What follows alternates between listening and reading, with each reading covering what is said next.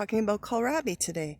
If you've never grown this interesting looking vegetable before, put it on your list for next year. You're in for a treat. It's grown for its swollen meristem. That's this little part here. It's often called a bulb. The bulb has a sweet cabbage type flavor and can be eaten raw in coleslaw style salads or cooked.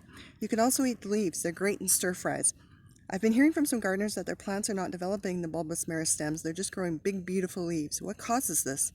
Usually overcrowding is the issue. If you take a look, you'll see that these plants are a little bit too tightly spaced together. They're at least producing small bulbs, but in some cases they don't produce any bulbs at all.